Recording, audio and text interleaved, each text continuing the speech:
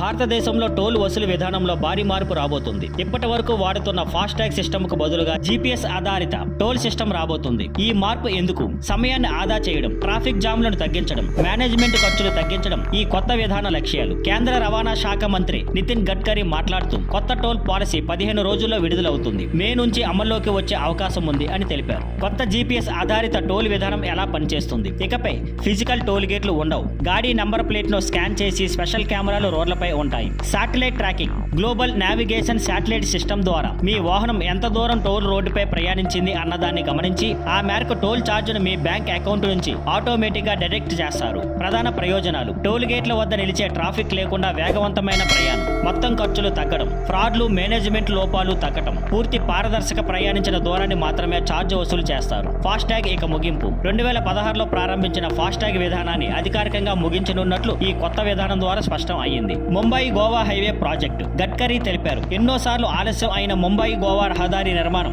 ఈ ఏడాది జూన్లో పూర్తవుతోంది. మొత్తంగా చెప్పాలంటే జీపీఎస్ ఆధారిత టోల్ విధానం ద్వారా ఇకపై టోల్ గేట్లు కనిపించకపోవచ్చు. ప్రయాణం సులభంగా, వేగంగా ఉండే రోజులు మరింత దగ్గరలోనే ఉన్నాయి. Thank you for watching. Please like, share and subscribe.